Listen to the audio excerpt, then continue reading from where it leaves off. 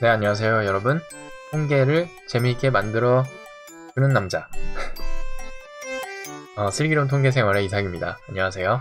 오늘 저희가 알아볼 거는 정규분포에 대해서 조금 더 알아보도록 하겠습니다. 왜냐면 이제까지 우리가 runif 함수를 사용을 해서 잡음을 모델링을 해왔다가 저번 시간에 제가 rnom을 사용을 해서 잡음을 모델링 하는 것을 알려드렸고, 그것이 우리가 실생활에서 더 자주 보는 잡음을 모델링 하기에 되게 좋다라는 것까지 알아봤죠. 그러면서 제가 말씀드렸던 게 뭐냐면, 정규분포의 가능도 함수는 잡음을 모델링 했을 경우엔 0을 중심으로 대칭이 되고, 그 다음에 0에서 0 근처가 나올 가능성이 다른 0에서 멀리 떨어져 있는 숫자들이 나올 가능성보다 훨씬 높은 그런 가능성을 가지고 있다. 그런 가능도 함수를 가지고 있다라는 것까지 제가 얘기를 해드렸는데, 오늘은 정규분포에 대해서 조금 더 자세하게 알아보도록 하겠습니다. 그리고 제가 지금 말하고 있는 이 가능도 함수가 나중에 수리통계에서는 그 정규분포에 대응하는 확률 밀도 함수다라는 것도 염두를 해두시고 제가 하는 말을 잘 이해하시려고 노력을 하시면 좋을 것 같아요. 정규분포에서 오늘 우리가 알고 넘어가야 될 사실은 세 가지입니다. 첫 번째는 정규분포의 모수는 두 가지이고, 그리고 첫 번째 모수는 평균, 두 번째 모수는 분산이고, 이 첫 번째 모수가 결정하는 어떤 정규분포의 요소, 분포의 중심 혹은 가능도 함수의 중심을 결정을 하고, 그 다음에 두 번째 모수인 분산이 혹은 표준편차가 결정을 하는 요소는 분포의 퍼짐 혹은 가능도 함수에 퍼져 있는 정도를 결정하는 요소라는 것을 알고 넘어가셔야 됩니다. 그리고 두 번째는 정규분포를 R에서 구현하고 있는 함수들이 여러 개가 있는데, 이제까지 우리는 샘플을 추출하는 rnom 함수를 이용을 해왔죠. 그리고 두 번째, 오늘 우리가 배울 거는 가능도 함수 정보를 담고 있는 함수인 dnom에 대해서 알아보도록 하겠습니다. 그리고 세 번째, 마지막으로 짚고 넘어가야 될 사실은 모든 정규분포는 68, 95, 99.7 이 규칙을 따른다 라는 사실이에요. 이거는 이제 무슨 소리냐, 나중에 가서 제가 다시 한번 설명을 해드리도록 하겠습니다. 그래서 오늘 이 세 개를 꼭 알고 넘어간다는 생각으로 영상을 시청해 주시면 아주 좋을 것 같아요. 네. 자, 먼저 정규분포의 가능도 함수 정보를 가지고 있는 R의 함수 dnom에 대해서 한번 알아보도록 하겠습니다. dnom이라는 함수의 이름은 원래는 우리가 저번에 배웠던, 이제까지 우리가 사용해왔던 거는 rnom이었죠. 그리고 rnom에서의 이 r은 랜덤 넘버 혹은 랜덤 샘플을 뜻하는 r이었습니다. 그리고 이번에 우리가 학습할 dnom은 바로 density라고 하는, 한국말로는 밀도를 뜻하죠. 그래서 나중에 이제 가능도 함수가 확률 밀도 함수랑 연관이, 확률 밀도 함수를 말하는 거라고 제가 말씀을 드렸다시피 이렇게 density를 뜻하는 dnom이라는 함수가 가능도 함수 정보를 가지고 있는 함수로 이제 이름이 지어진 게 너무나 자연스럽게 와 닿으실 겁니다. 그래서 일단 이 가능도 함수가 어떻게 생겼는지 한번 그려보도록 하기 위해서 일단 x에 대한 어떤 벡터를 한번 만들어 보도록 하죠. 마이너스 3에서 3까지 바이 0.05 이렇게 하면 우리가 지금 뭘 한 거냐면 x라는 벡터를 만들었고, 마이너스 3에서부터 3까지 0.5씩 떨어져 있게끔, 그래서 간격이 0.05로 설정한 마이너스 3에서부터 3까지의 벡터를 만들었습니다. 그래서 이 벡터 x를 만든 이유는 이 x 자리에서의 dnom이 가지고 있는 가능도 함수 값이 무엇인지 물어보기 위해서 이렇게 만들었는데, 이 dnom에다가 x를 피드를 한 다음에 돌려보시면 각각 지금 -3 그 다음에 이제 2.95였나요? 2.95 -2.95 2.90 2.85 이거에 대응하는 각각의 가능도 값을 dnom이 우리에게 알려주겠죠. 이렇게 숫자만 보면은 이제 감이 안 오니까 요거를 이제 우리가 y에다가 저장을 한 후 x, y 그리고 가능도 함수는 이제 곡선으로 표현이 될 테니 type n이라고 한번 해보도록 하겠습니다. 네. 그러면 이렇게 우리가 지난 시간에 제가 이렇게 손으로 그렸던 저 예쁜 종 모양 그래프가 이 dnom이라는 함수 안에 이렇게 딱 저장이 잘 되어 있구나 라는 거를 확인을 해 보실 수 있죠. 네. 그래서 이름을 뭐라고 할까요? 메인을 normal distribution 가능도 함수라고 이제 제 맘대로 함수수라고 써지네요. 네. 함수라고 이렇게 이름을 지어보도록 하겠습니다. 근데 여기에서 한 가지 드는 의문점이 하나 있습니다. 뭐냐면 이게 지금 dnom이라고 해서 normal 정규 분포의 가능도 함수의 정보를 담고 있는 함수라고 해서 이제 그렸는데 가능도 함수의 의미를 저희가 생각을 한번 해보면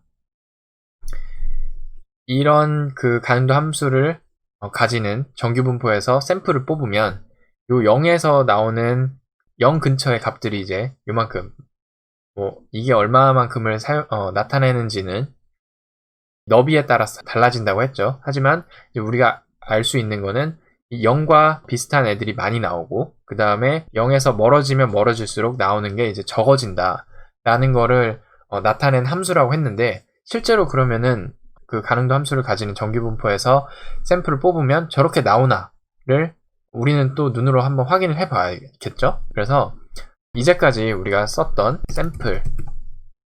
샘플이라는 벡터에 r, nom 함수를 다음에 예를 들어서 1000개 샘플을 뽑았다고 생각을 해봅시다. 그러면 샘플에는 이 1000개의 랜덤 넘버가 저장이 되어 있을 테고 hist라는 함수를 사용을 해서 우리가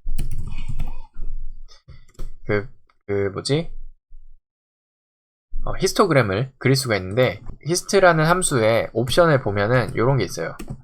probability true라고 하면 요거를 이제 우리가 방금 얘기를 한 그 가능도 함수 스케일로 맞춰줍니다. 그래서 여기에다가 뭘 할 수 있냐?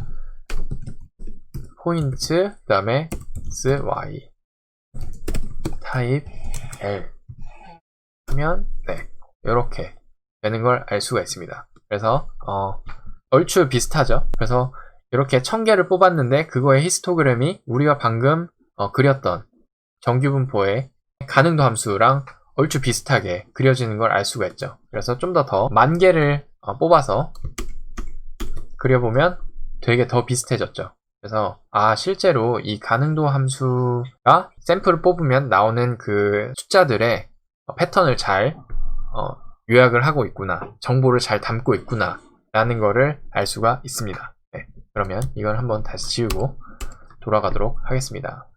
그래서 이렇게 일단 해놓고 앞에서 말씀드렸다시피 정규 분포는 모수가 두 개죠. 하나는 평균, 그 다음에 두 번째는 분산이라고 하고, 이 평균과 분산을 가지고 이제 정규 분포를 우리가 얘기를 하곤 하는데, 이유는 뭐냐면 평균과 분산을 알면 제가 그것에 대응하는 가능도 함수를 그려도, 그리고 여러분이 그것에 대응하는 가능도 함수를 그려도 모두 다 똑같은 그 가능도 함수를 이야기를 할 수 있게끔 모든 걸 다 결정을 짓는다는 소리예요. 그래서 이게 무엇이냐?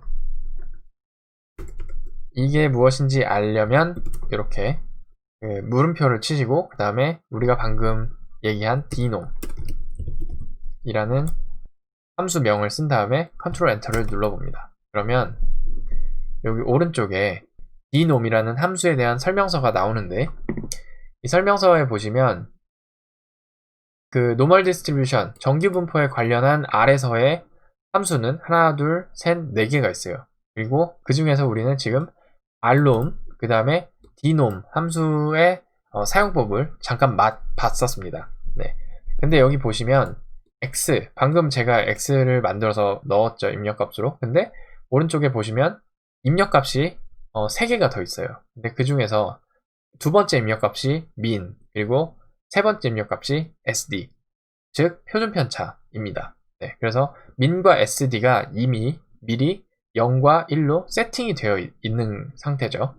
즉 이 말인즉슨 우리가 dnom 그 다음에 x라고 이렇게 했을 때 요 dnom이라는 함수가 돌아갈 때 그 min 값과 sd 값이 이미 정해져 있는 채로 돌아간다는 겁니다. 그래서 min은 0으로 세팅이 되어 있고 sd는 1로 세팅이 된 값이 우리가 앞에서 봤던 이 y에 지금 저장이 되어 있는 거죠. 그래서 우리가 y를 그려봤을 때 이런 식으로 되어 있었죠. 그러면 한번 다른 min과 sd를 그 정보를 바꿔가지고 그려보면 어떻게 될까요? 네, 그거를 한번 살펴보기 위해서 y2를 한번 만들도록 하겠습니다. 그리고 비교를 좀 하려고 하니까 이 범위를 좀 바꿔볼게요. 일단은 x는 마이너스 4에서부터 4까지, 그리고 y축은 0에서부터, 왜냐면 가능도 함수는 항상 0보다 큰 값을 가지니까 0에서부터 0.8 정도로 하겠습니다. 그러면 이렇게 나오네요. 그리고 이것도 이제 4에서부터 4까지로 조정을 하면 x, y 하고 이렇게 끝까지 쭉 되겠죠? 그러면 요거는 지금 이 검정색 그 가능도 함수는 정규 분포 노멀 디스트리뷰션인데 평균이 0과 그리고 분산, 즉 SD 표준 편차가 1인 그 가능도 함수를 나타내는 것이고, 또 하나 이제 y2에다가 y2는 dnom 그 다음에 x인데 이번에는 min을 바꿔보도록 하겠습니다. min을 1로, 그리고 sd는 똑같이 1로 설정을 해놓고 y에다가 저장을 한 후 포인트 x, y, 그리고 타입은 L, 그리고 컬러는 red. 이렇게.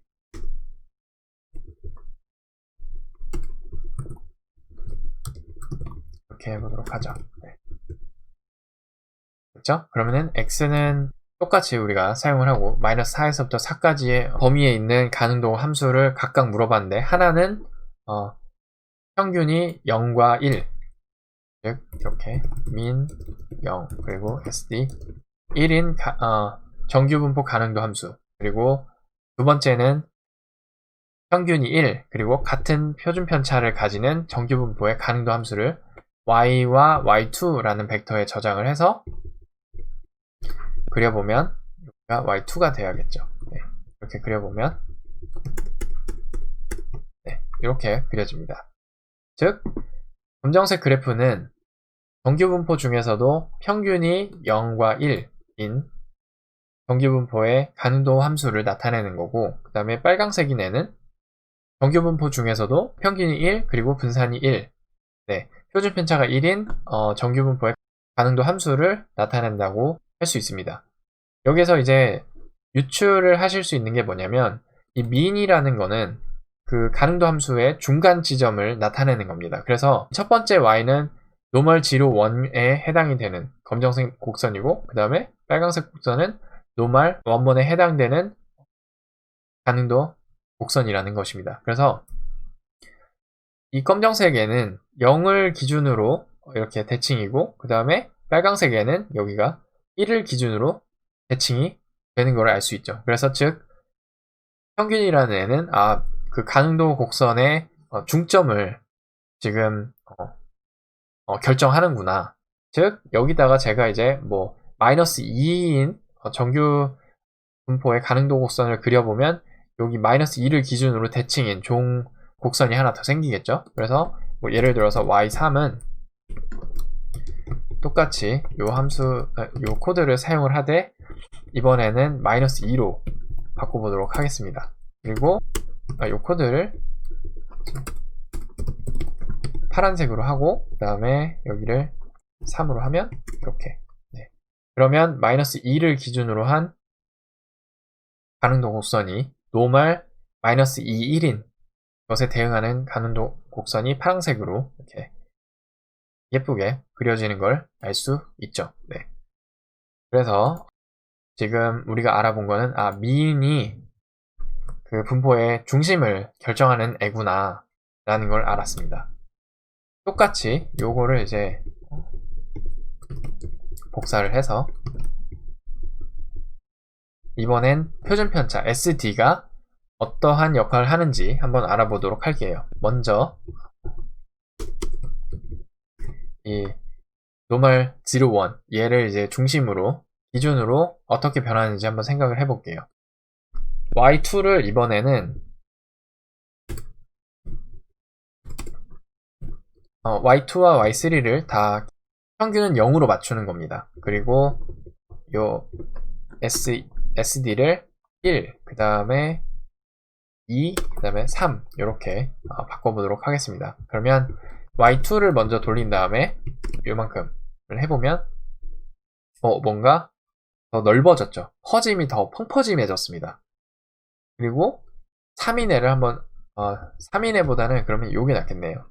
이번에는 Y3을 SD가 0.5인 그 노멀 0, 0.5인 가능도 함수를 한번 그려보도록 할게요. Y3에다가 그걸 저장을 한 후 요 세 번째 애를 그리면 이렇게 그려지되 똑같이 종 모양이 그려지되 검정색 노멀 0, 1을 기준으로 비교를 해보면 얘보다는 훨씬 더 홀쭉한 이렇게 좁혀진 파란색 선이 그려지는 걸 알 수 있죠. 그래서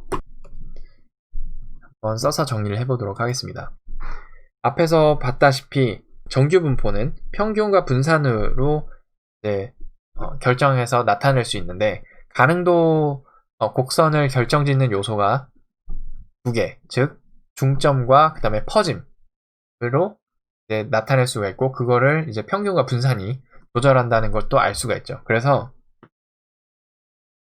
노테이션을 좀 알아야 되는데 정규 분포는 항상 n, 노멀의 n자를 따서 이제 n이라고 쓰고 그 다음에 뮤, 그 다음에 시그마 제곱 이렇게 노테이션을 많이 씁니다. 그리고 R에서 SD가 의미하는 거는 시그마입니다. 즉 우리가 시그마 SD가 2다 라고 설정을 하면 우리는 시그마 스퀘어는 4인 그 정규분포, 분산이 4인 정규분포를 나타내는 것이죠. 그래서 0과 그 다음에 이렇게 생긴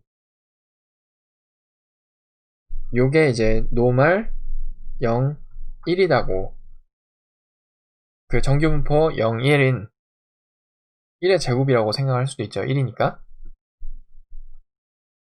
노멀 0, 1에 대한 가능도 곡선이라고 했을 때 평균이 양수값을 가지면 즉 노멀 1, 1 이런 애는 중점이 오른쪽으로 이동을 하는 거죠. 그래서 우리가 여기가 1이라고 했으면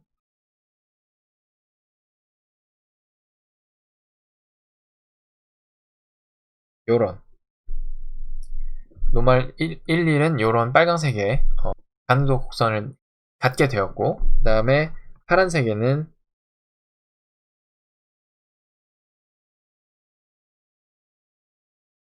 요런 곡선을 잘못 그렸습니다. 요런 곡선을 이제 갖게 되었었는데 왜 그랬냐면 우리가 노멀 -2, 1인 정규분포의 가능도 함수를 그렸었기 때문입니다. 그래서 요 앞에 이렇게 앞에 붙는 첫 번째 평균은 그 분포 즉 가능도 함수의 중심을 결정짓는다 라는 거를 방금 우리가 그려서 확인을 했었고 그 다음에 두 번째는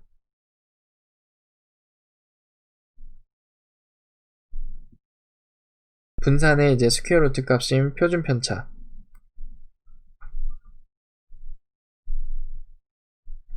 얘는 가능도 함수의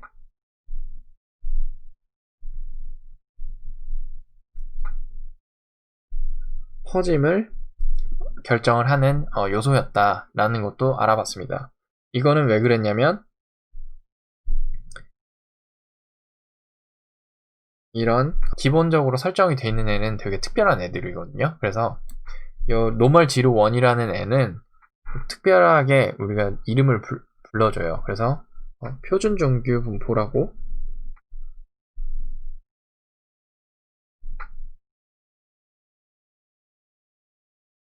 이름을 불러줍니다. 왜냐면 항상 얘를 기준으로 우리가 이제 비교를 하잖아요. 그래서 표준이 된 정규 분포라고 해서 노멀 지로 1은 표준 정규 분포라고 부릅니다. 그래서 표준 정규 분포를 기준으로 여기 두 번째 표준 편차 혹은 분산의 값이 커지면 커질수록 이게 넓어짐을 우리가 봤었죠. 노멀 지로 2였는데 그러니까 SD가 2였으니까 사실은 노멀 지로의 2의 제곱 즉 4. 왜냐면 지금 SD가 2라는 말은 시그마가 2라는 말이고 여기에 우리가 시그마 제곱을 이제 써놨었으니까 시그마가 2라는 말은 시그마 스퀘어는 4라는 말이죠. 그래서 노멀 4는 아까 그렸을 때 이렇게 됐습니다. 훨씬 더 이렇게 펑퍼짐하게 가능도 함수가 그려졌던 거를 이제 우리가 확인을 할 수 있었고 그 다음에 파란색에는 뭐였냐면 요 두 번째 값이 더 줄어든 그래서 0에 0.5의 제곱 즉 SD가 0.5였으니 요 분산은 시그마 제곱이니까 5, 25, 0.25였겠네요. 그죠? 그런 애는 이렇게 그려졌던 거를 이제 우리가 확인을 했습니다. 그래서 요 두 번째 표준 편차 혹은 분산이 늘어나면 가능도 함수가 펑퍼짐해지고 그 다음에 줄어들면 가능도 함수가 좁아지는구나 라는 것까지 우리가 확인을 해봤습니다.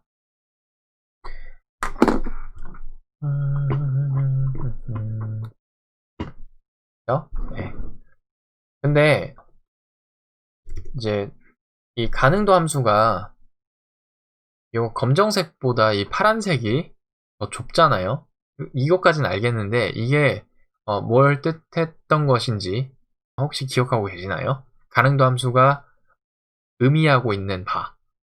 요 높으면 높을수록 이 부분에 있는 값이 나올 가능성이 크다 라는 것을 의미를 했습니다. 즉 검정색이 의미하는 게 노멀 지로 1이었죠. 표준 정규 분포의 가능도 곡선이었고 그 다음에 파란색이 의미했었던 게 위에서 보면 SD가 0.5인 즉 노멀 0.5의 제곱 파란색 곡선을 의미를 했었었죠. 파란색을 따르는 정규 분포에서 난수를 뽑으면 더 높은 확률로 0 근처에서 나온다는 거예요. 이해가 가시나요? 즉 이거를 이제 r롬을 사용을 해서 이제 확인을 해볼 수가 있는데 무슨 소리냐? 이제 샘플 1을 한번 뽑아 보겠습니다. 어떻게 뽑냐? r롬을 사용을 해서 10개의 숫자를 뽑되 나는 지금 이 검정색 정규 분포에서 뽑고 싶으니 미는 0 그리고 SD는 1로 설정을 해놔서 10개를 딱 뽑겠습니다. 그러면 샘플 1에는 이런 숫자들이 들어가 있죠. 그리고 샘플 2에는 r놈을 쓰되 똑같이 10개를 뽑고 미는 0 그리고 SD는 0.5를 사용을 해서 샘플2를 한번 뽑아보죠. 그래서 샘플2에도 값을 한번 비교해 보도록 하겠습니다. 그러면 샘플1에도 이러한 값이 나오고 그 다음에 샘플2에도 이러한 값이 나오는데 요 지금 이걸 어떻게 나타내면 좋을까? 요걸 한번 복사해 보겠습니다. 다시 또 똑같이 복사를 하되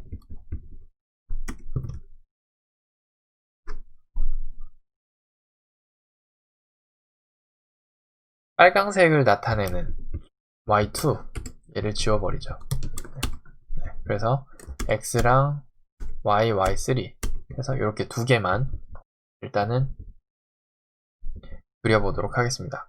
그래서 지금 우리가 뭘 한 거냐면 샘플 1에서는 검정색 가능도 함수를 가지는 정규분포에서 샘플을 10개를 뽑았고 그 다음에 샘플 2는 파란색 가능도 함수를 가지는 정규분포에서 샘플을 10개를 뽑았습니다. 그래서 이 샘플 1과 샘플 2를 여기에다가 우리가 나타낼 수도 있겠죠. 그래서 한번 찍어 보도록 하겠습니다. 어떻게 찍냐?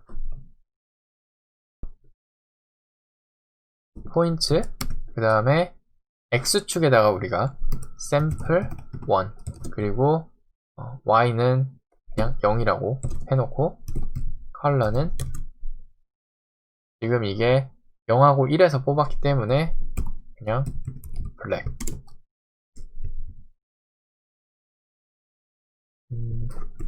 p 이렇게 해보도록 하겠습니다. 샘플 1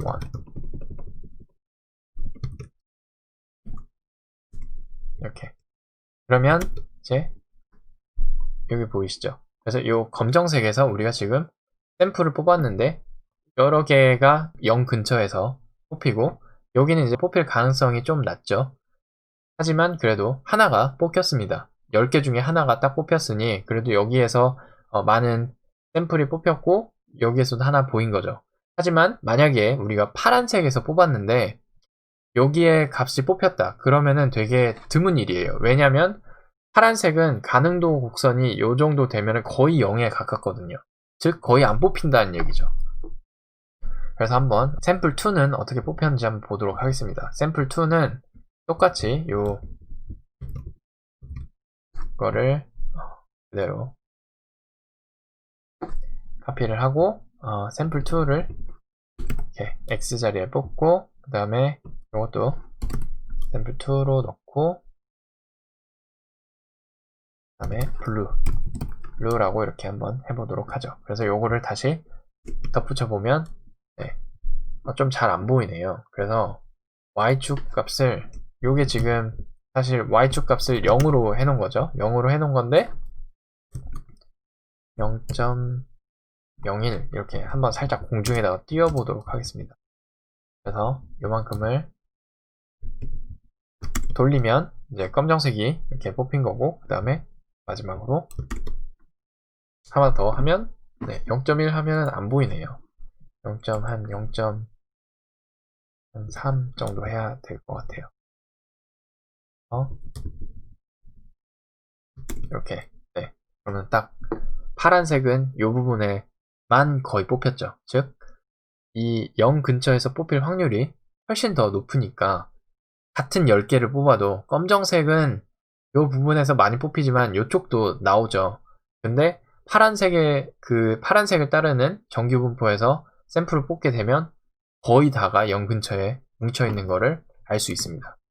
이걸 한 번 더 확인을 R로 할 수 있으니까 확인을 해보면서 이해를 하시면 훨씬 통계가 이해가 쉽고 재밌기도 합니다. 네. 그래서 한 번 더 뽑아보죠. 한 번 더 뽑아보면 이번에는 검정색은 거의 뭐 이쪽에서도 많이 뽑히고 이제 0 근처에서 뽑히는 것보다 살짝 더 왜냐면 여기 근처에서 뽑힐 가능성도 좀 높으니까 이렇게 고루고루 퍼져 있는 걸 알 수 있는 반면에 파란색에서는 여전히 10개를 뽑아도 계속 이 0 근처에서 있는 걸 알 수 있죠. 그래서 한 번 더 좀 더 잘 보기 위해서 이렇게 늘려보도록 하겠습니다. 그리고 한 번 더 그래서 한 번 더 뽑아보면 네, 검정색 노멀 01 표준 정규 분포에서는 여전히 이렇게 멀리서도 뽑히는 반면 파란색은 거의 0 근처에서 이렇게 몰려 뽑히는 걸 알 수 있죠. 네. 그래서 이렇게 여러 번을 해봐도 검정색에 비해서 파란색이 훨씬 더 이렇게 좁혀져서 그 좁혀진 범위 안에서 뽑혀져 나온다는 걸, 그 샘플이 뽑혀져 나온다는 걸 확인할 수 있으십니다. 네, 여기까지 두 번째 파트 마무리 짓도록 하겠습니다.